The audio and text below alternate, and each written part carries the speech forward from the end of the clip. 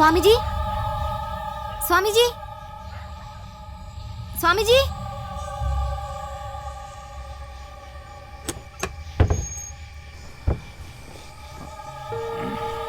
ആരാ? എന്താ ഈ പാതിരാത്രിക്ക്? നേരം വെളുത്തല്ലോ. രംഗനാഥ പെരിയവർ എന്തോ കണ്ടു പേടിച്ചു. സ്വാമിജിയെ കൂട്ടി വേഗം വരാൻ പറഞ്ഞു. ഓ, നിന്നെ ഇതിനു മുമ്പ് ഇവിടെ കണ്ടിട്ടില്ലല്ലോ. ഞാൻ മാധവനുണ്ണിയുടെ മോളാ, രുക്മിണി. ഇന്നലെ അച്ഛന്റെ കൂടെ വന്നതാ. ആഹാ. സ്വാമിജി വൈകണ്ട. ഷേണായി മന്ദിരത്തിൽ ഏതോ ഒരു ഷേണായി എന്തോ കണ്ട് പേടിച്ച് ചാവാൻ കിടക്കുന്നു. ശേരൻകുട്ടി, ഞാനില്ല. സുബ്രഹ്മണി, ഞാനും ഇല്ല. ആ,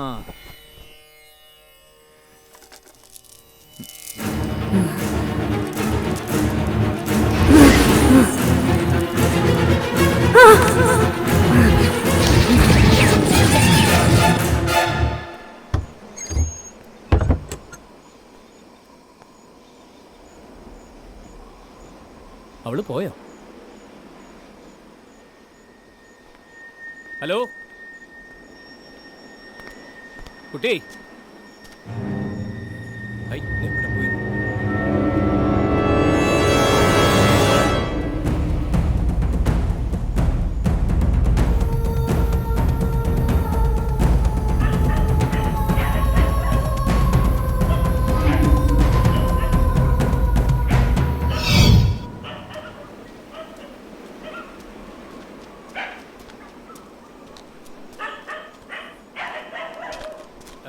ഇവിടെ ആരും ഇല്ലേ?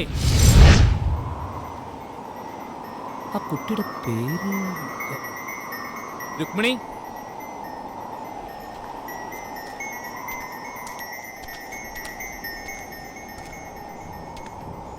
രുക്മിണി,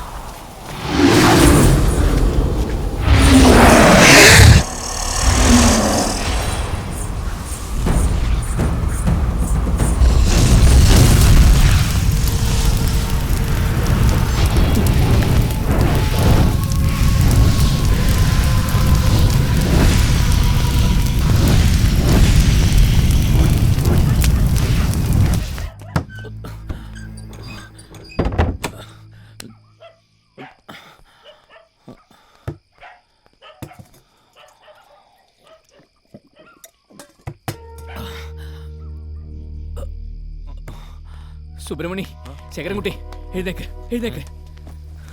എത്രയും പെട്ടെന്ന് നമുക്ക് ഇവിടുന്ന് പോകണം. പാതിരാത്രിക്ക് വിളിച്ചെഴുന്നേപ്പിച്ചിട്ട് ഇവിടുന്ന് പോകണമെന്നോ? നിനക്കെന്താ ഇപ്പൊ ഇങ്ങനെ പോകാൻ? അതൊക്കെ ഉണ്ട്. നമ്മുടെയൊക്കെ ജീവൻ അപകടത്തിലാ. ഞാൻ പറയുന്നത് കേൾക്ക്, വേഗം വാ. അവൻ വല്ല സ്വപ്നം കണ്ടായിരിക്കും. നീ കിടക്ക്. പിന്നെ ഭ്രാന്താന്ന്.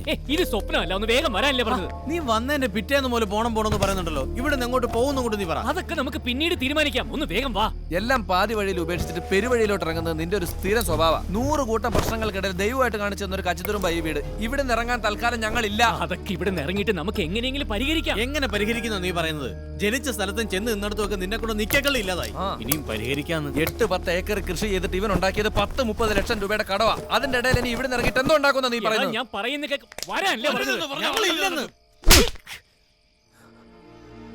വിശ്വസിച്ച് എന്റെ കൂടെ നിൽക്കുന്നത് നിങ്ങളെ സംരക്ഷിക്കേണ്ടത് എന്റെ ചുമതലയാ. മതി, രക്ഷിച്ചതും കൊണ്ടുനടന്നതും ഒക്കെ മതി. ഇവിടെ വെച്ച് അവസാനിപ്പിക്കാനല്ല. ഞാൻ പറയുന്ന ഒന്ന് കേക്ക്. എല്ലാം അവസാനിപ്പിക്കണോ വേണ്ടയോ എന്ന് ഇവിടെ നിന്ന് ഇറങ്ങിയിട്ട് നമുക്ക് തീരുമാനിക്കാം. നിങ്ങളുടെ നന്മയ്ക്കും കൂടി വേണ്ടിയിട്ടാണ് ഞാൻ പറയുന്നത്. പ്ലീസ്, തൽക്കാലം ഞാൻ പറയുന്നൊന്ന് വിശ്വസിക്കേ.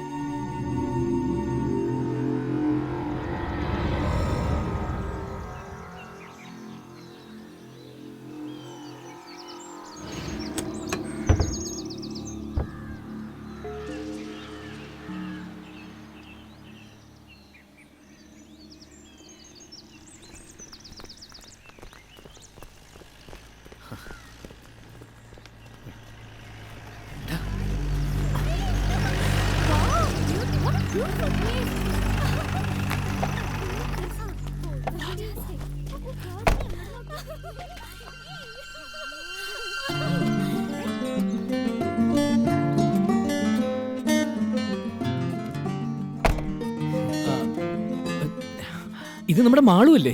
അതെ. ഇവളെന്താ ഇവിടെ? ചെല്ല്. Good morning. Good morning. യാത്രയൊക്കെ സുഖമായിരുന്നോ? സുഖം.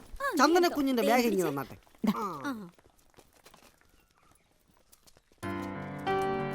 ആ,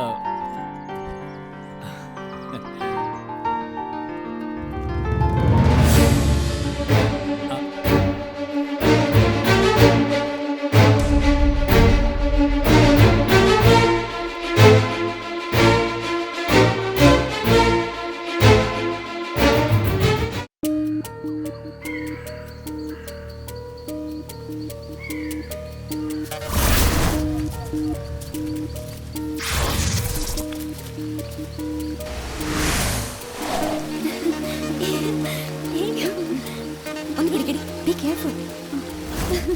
എടാ സൂക്ഷിച്ചു. നീ എന്താ രാത്രി വിളിക്കാതിരുന്നേ? ആരാ ദിയ? അതവളുടെ മറ്റവൻ ജോൺ കുരാക്കാരൻ അല്ലേടി? ആ ഫോൺ നീ വാങ്ങിക്കോ. വാ.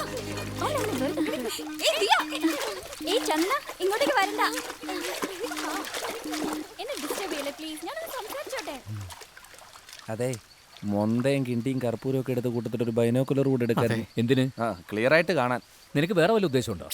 ആ 4 പെമ്പിള്ളേർ വേണമെങ്കിൽ നോക്കിക്കോ. എന്റെ മാളൂനെങ്ങനെ നോക്കിയാൽ നിന്റെ കണ്ണിയെ കുത്തിപ്പൊട്ടിക്കും. മാളു ആദ്യം ഇത് നിന്റെ മാളു തന്നെയാണെന്ന് ഉറപ്പിക്കും. ഉറപ്പിക്കാം. വെറുപ്പിക്കാന്നാടാ. നിനക്ക് ഇവളെ പൊക്കി ബാംഗ്ലൂരേക്ക് പൊക്കിയൂടെ? ഇവളിവിടെ കയറ് പൊട്ടിക്കാൻ നിൽക്കുക. മാളു, തനിക്കെന്താ? ഇന്നലെ ഞാൻ വന്നപ്പോ മുതൽ തുടങ്ങിയതാണല്ലോ. ഏത് മാളു? ഞാൻ മാളു അല്ല, ചന്ദന. ഇനി ഇതും പറഞ്ഞ് എന്റെ മുമ്പിൽ വരരുത്. എല്ലാം ഓക്കെ ആയെന്ന് തോന്നുന്നു. അവളെന്താടാ പറഞ്ഞത്? കുന്തം. പഴയ പല്ലവി തന്നെ. അവള് മാളു അല്ലാന്ന് അവളുടെ മുമ്പിൽ കണ്ടുപോരുന്നു. എടാ, ഇത് അവള് തന്നെയാണെന്ന് ഞാൻ തെളിയിക്കുന്നു. നോക്കിയോ? എങ്ങനെ തെളിയിക്കും? എടാ, നിനക്ക് ഓർമ്മയുണ്ടോ? എന്ത്? അന്ന് നമ്മുടെ ഫാം ഹൗസിൽ വെച്ചിട്ട് എന്റെ ഷർട്ട് മുണ്ടുവിട്ടിട്ട് അവൾ ജീപ്പിന്റെ മോളിൽ കയറുന്ന ഡാൻസ് ചെയ്തത്. അന്ന് അവളുടെ വലത്തെ തൊടലിൽ ഞാനൊരു കറുത്ത മറുക് കണ്ടതാ മോനെ. അന്ന് അവളുടെ ദേഹത്ത് കണ്ട കറുത്ത മറുക് ഒരു പുരുഷനാണെങ്കിൽ ഞാൻ തെളിയിച്ചു. പുരുഷോത്തമനോ? എടാ മറുക് അത് കൊള്ളാം.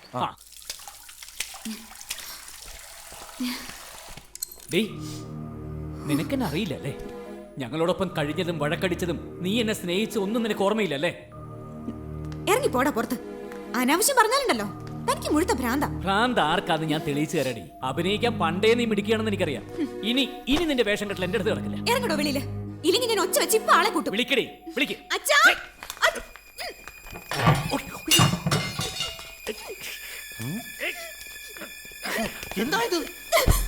ഉണ്ണിയെതിരെ ഇയാളെന്നെ.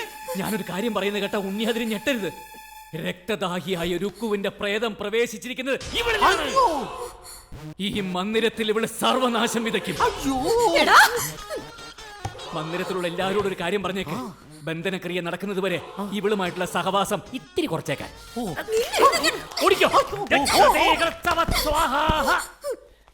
തളയ്ക്കൂടി നിന്നെ ഞാൻ. എന്റെ മാളുവിന്റെ ശരീരത്തിൽ കയറിയ ചന്ദന എന്ന ഈ യക്ഷിയെ തളച്ചിട്ടേ മുകുന്ദനുണ്ണി ഇവിടുന്ന് പോകുള്ളൂടി.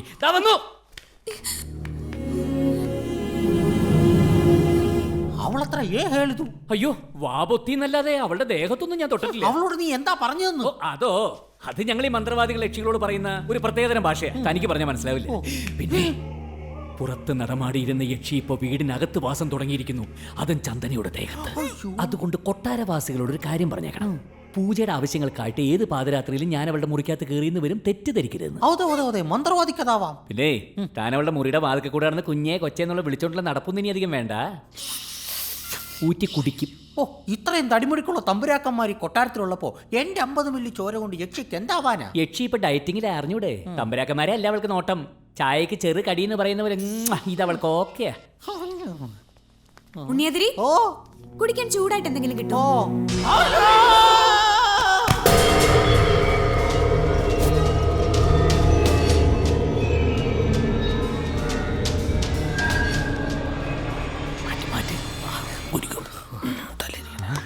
തോട്ടയിലെ മറക്ക് കണ്ടാല് നമുക്കതേ പിടിച്ച് മുകളിലോട്ട് കയറാം. ആ തെളിവെ പിടിച്ച് മുകളിലോട്ട് കയറാന്ന്. അയ്യോ, പേടിച്ചോ?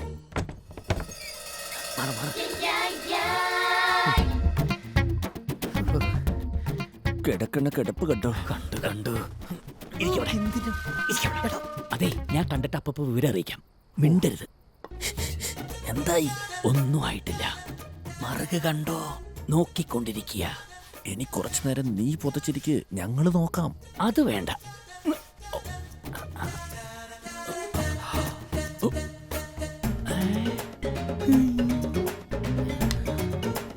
അയ്യേ, എന്തായി? മറുക കണ്ടോ? വലിയൊരു നിക്കറിട്ടിരിക്കുക അടിയിൽ. പ്രാക്ക, ഞങ്ങളുടെ പ്രാക്ക മൊത്തത്തിൽ തന്നെ കുത്തി തിന്നാൻ പോയില്ലേ? നിനക്ക് അങ്ങനെ തന്നെ വേണം. അതെ, ഇനിയിപ്പോ എന്ത് ചെയ്യും? വേറൊരു ഐഡിയ ഉദിച്ചു. അല്ല, ഈ ചന്ദനയുടെ ദേഹത്ത് രുക്കു കൂടിയിട്ടുണ്ടെന്ന് മന്ത്രവാദി തീർത്തും പറഞ്ഞു. എന്തിനാ പറയണേ? ബന്ധനക്രിയക്ക് മുറിയെ കെട്ടി കഥകടച്ചപ്പോ കുട്ടിയുടെ അലമുറ ഞാൻ കേട്ടതല്ലേ. ആ, അടുത്ത മുറിയായതുകൊണ്ട് പെരിയോർക്ക് പേടിയുണ്ടോ? ഏയ്, ഓ, ആശ്വാസായി. അത് പിന്നെ പുണ്യാതിരിക്ക് ഭയം ഉണ്ടെങ്കിൽ എന്റെ കൂടെ ഒന്ന് അവിടം വരെ വരിക. ഇല്ല, എനിക്ക് പേടിയില്ല. അല്ല, പേടിയുണ്ട്, ഉണ്ടോ? എനിക്കറിയാം. വരിക. ഓ, ഉണ്ടോ? ഹെ, എനിക്ക് വരിക. പേടിയില്ല പെരിയോരെ.